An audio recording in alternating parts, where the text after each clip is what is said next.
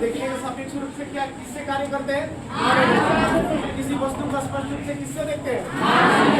मानव नेत्र से देखते हैं। चलिए इसके बारे में हम लोग विस्तारित जानकारी लेंगे और ये चित्र से व्याख्या करेंगे। समझ रहे हो ना? चलिए सभी लोग ध्यान देंगे। सबसे पहला आँख हमारा लगभग क्या होता है? आँख क्या होता है? इसलिए इसे हम लोग बोलते हैं नेत्र। क्या बोलेंगे इसे? इसे हम लोग बोलते हैं नेत्र। अब ध्यान दीजिए, आँख का सबसे बाहरी परत होता है, देखो आँख का सबसे बाहरी परत जो मोटे चमड़े और अपारदर्शी की बनी होती है। जैसे आप जैसे ऊपर वाला भाग आप ले सकते हो, आपको बंद करते हो, खोलते हो, बंद कर देते हो तो कुछ दिखता है क्या? नहीं। उसको अपारदर्शी इसलिए बोला जाता है। तो आँख का सबसे ऊपरी भाग जिसे हम लोग श्वेत पटल या स्क्लेरोटिक बोलेंगे, जो मोटे चमड़े की बनी होती है, जो अपारदर्शी होती है। उसके बाद देखिएगा आँख हमारा जो होता है ना, उभरा हुआ रूप प्रतीत कराता है। उभरा हुआ रहता है ना, उस उभरे हुए भाग को क्या कहेंगे? आपके उभरे हुए भाग को क्या कहेंगे? अब देखिए आपको बताया कि श्वेत पटल या स्क्लेरोटिक के ठीक नीचे एक गहरे भूरे रंग की परत होती है। किस रंग की? गहरे भूरे रंग की परत होती है, जिसे हम लोग क्या कहेंगे? कहेंगे। क्या कहेंगे? आँख के ये श्वेत पटल के ठीक नीचे गहरे भूरे रंग की परत होती है, जिसे हम लोग क्या कहते हैं? अब चलिए आगे बढ़ते हैं। तो आप देखे होंगे जो आँख हमारा होता है ना, सिकुड़ने और फैलने के रूप में एक डायफ्राम की तरह कार्य करता है। डायफ्राम की तरह इसलिए बोला जाता है कि हमारा आँख जो होता है किसी वस्तु को देखते हैं, कभी कभी तो हम उसको आँखों में क्या करते हैं? सिकुड़ाते भी है, कभी फैलाते भी है। इस प्रकार की प्रवृत्ति होती है ना, इसलिए हम लोग एक डायफ्राम के रूप में लेते हैं, जिसे हम लोग कहेंगे क्या कहेंगे उसको? आइरिसिया। अब देखिए आगे चल करके आपको देखने को मिलेगा तो ठीक आइरिस और परिचारिका के नीचे जो भाग होता है उसको हम लोग बोलते हैं सिलियरी मांसपेशिया।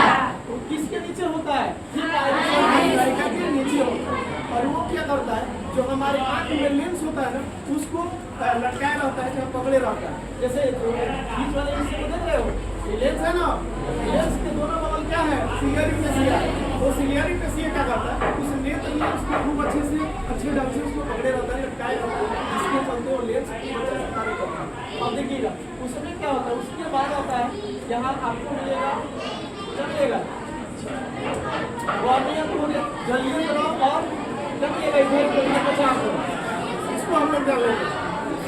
आप लोग देखे होंगे किसी भी वस्तु को हम लोग ज़्यादा देर देख लेते हैं, चाहे किसी खाने पदार्थ आँख में आ जाते हैं, चाहे आप देखे होंगे या रोने से एक प्रकार का द्रव आता है।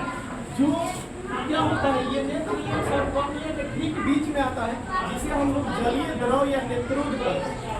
जैसे जल का आँख से द्रव आता है ना कभी कभी, तो हम लोग जलीय द्रव या अब यहाँ देखिए नेत्र लेंस और आँख की सबसे भीतरी परत क्या बताया गया? रेटिना बताया। आँख की सबसे भीतरी परत और आँख की सबसे बाहरी परत। दो बात तो याद रखना, आँख की सबसे भीतरी परत होता है रेटिना और बाहरी परत। अब चलिए अब बताएंगे आपको कि आँख की सबसे भीतरी परत जो रेटिना होता है, किसी भी बॉडी का किसी भी वस्तु का प्रतिबिंब जो होता है हमारे आंखों में रेटिना पर ही बनता है। वस्तु छोटा है, बड़ा है, काला है, उजला है, पर जिस प्रकृति का होता है उसका प्रतिबिंब हमारे कहाँ आँख में कहाँ बनता है? उसके बाद देखिएगा आता है बात लास्ट ये पॉइंट पहचान द्रव का। हमारे आँख में क्या होता है? नेत्र लेंस और ये भीतरी परत रेटिना के बीच में एक प्रकार का द्रव आता है, जिसे आप सापेक्ष रूप से कीचड़ खा सकते हो। आँख में कीचड़ आता है, किसी का होने के बाद आँख में चोट लगने के बाद भी आ जाता है। तो वैसी चीजों को हम लोग क्या कहते हैं? इस तरह से ये पूरा आपको नेत्र लेंस के बारे में इसे ना एक 2 बार बना के प्रैक्टिस करो।